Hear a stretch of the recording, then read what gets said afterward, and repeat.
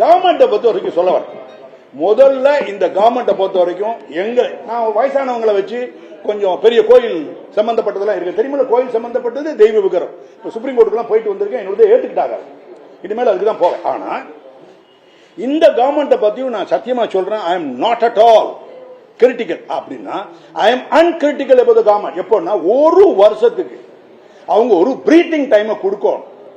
எல்லாரும் மாறி மாறி அவங்களை கிரிட்டிசைஸ் பண்ணி திஸ் தட் அப்படின்னு சொல்றதுல எங்க மாதிரி வயசானவர்களுக்கு ஏற்பாடு அல்ல. நான் அதுல மெம்பர்லாம் இல்ல, திருப்பி போஸ்டிங் கொடுத்தாலும் போறதில்ல. இதெல்லாம் கேட்டு ஓஞ்சி போனீங்க, அதெல்லாம் வேண்டாம், உறுதியாக. ஆனா நல்லவங்களா பார்க்கணும். இது போக ஒரு வார்த்தை எனக்கு கிடைச்சிச்சு. 1947 இருந்து பாத்துக்கிட்டு இருந்தோம்னா எவ்வளவு சீஃப் மினிஸ்டர் பார்க்கும்போது ஏதாவது ஒரு சீஃப் மினிஸ்டர் தமிழ்நாட்டில் நான் ஒரு ஆன்டி கரப்டர் சீஃப் மினிஸ்டரா இருப்பேன், நான் ஒரு ஆன்டி கரப்ட்ல நான் ஒரு நான் கரப்ட் சீஃப் மினிஸ்டரா இருப்பேன். ரெண்டாவது ஒரு ஜம்ப் அடிக்கிறார், என்ன நான் ஒரு ஆன்டி கரப்ட் ஆபீசரா இருப்பேன். இந்த வேர்ட் அப்படின்னு ரெண்டு வார்த்தை. நான் லஞ்சம் வாங்க மாட்டேன். லஞ்சம்னா பொதுமக்கள், அந்த லஞ்சம் இல்ல, பொதுமக்கள் வரி பணத்துல கை வைக்க மாட்டேன் ஒண்ணு. ரெண்டாவது கை வைக்கிறவனையும் விட மாட்டேன். அப்படின்னா மினிஸ்டர்ஸ் அவங்கள தப்பா சொல்லக்கூடாது. அலிபாபாவும் 40 திருடர்னு சொல்லுவாங்க, அது வேற. அது இல்ல, மொத்தத்தில் அவங்க கை வைக்காம எல்லாம் வைப்பாங்க, எல்லாம் பிடிக்க விடுவான்றார். ஒரு வருஷம் அவருக்கு ஃப்ரீயா கொடுக்கணும் எங்களுடைய கருத்து. வயதானவர்களுடைய நாங்களே I am 68 years of age, we should give breathing time for 1 year. ஆனா இதே மாதிரி ஸ்டேட்மெண்ட்டை மற்ற ஒரு கவர்மெண்ட் இருந்து முன்னாள் கவர்மெண்ட் அந்த சீஃப் மினிஸ்டர் ஒரு நாளைக்கு கூட சொன்னது கிடையாதுங்கிறது ரொம்ப ரொம்ப எனக்கு நல்லா தெரியும். யாரும் விருப்பம் இல்லை, யாரும் எதிரி இல்லை, யாருக்கும் ஓட்டு போடல. நான் உண்மையிலே ஓட்டு போட்டது யாருன்னு எனக்கு தெரியும், ஆண்டவனுக்கு தெரியும். ஆனா அதனால இந்த கவர்மெண்ட்டுக்கு நான் அன்கிரிட்டிக்கலா நாங்க அந்த சார்பாக எல்டர்ஸ்ல இருக்கோம், எங்களுடைய டீம் பொறுத்தவரை இருக்கிறோம். அந்த இதுல அந்த கவர்மெண்ட்டுக்கு நல்லது செய்யறது தான் வந்திருக்கும். எப்படின்னா நல்ல அட்வைஸை சொல். இந்த இன்ஸ்பெக்டர் அக்கௌண்ட்டுக்கு போகணும்னு சொல்றது நல்லதா இல்லையா? எல்லாரும் சொல்றீங்களா, ஒத்துக்கிறீங்களா? அதை கொண்டு பாரு. நம்பர் 2, இதே இன்ஸ்பெக்டர் தானதுல ஒரு லேடி தான் விசாரிக்கிறாங்க. செத்து போனது பொம்பளை பிள்ளையா இல்லையா? அந்த பொம்பளை பிள்ளைக்கு ஆண்டவன் என்ன உறுப்புகளை கொடுத்திருப்பான் இல்லையா, அதே உறுப்பை தானே சீனியர் அதிகாரிகளுக்கு கொடுத்திருக்காங்க. இங்க ஒரு சீனியர் அதிகாரி இருக்கிறாங்க ஏதோ ஒரு ரேங்க்ல, மெட்ராஸ்ல ஒரு சீனியர் அதிகாரி இருக்காங்க, தெரியுமா இல்லையா?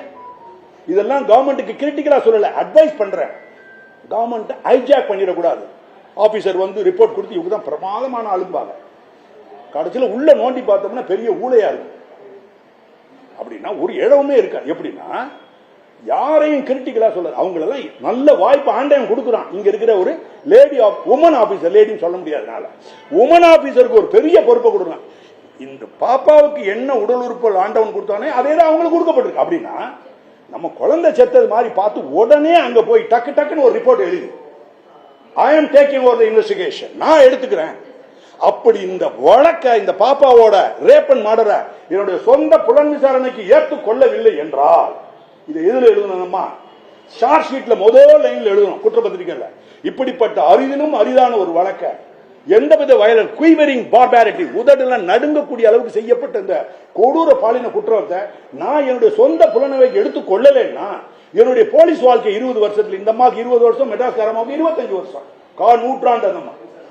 சோ இவங்க அப்படின்னா என்னுடைய வாழ்க்கைய, போலீஸ் வாழ்க்கையில நான் செய்யக்கூடிய கொடூரமான குற்றத்திலும் கொடூரமான குற்றம் இது. எப்ப இதை எடுக்கல அப்படின்னா எடுக்கணும்னு அர்த்தம்.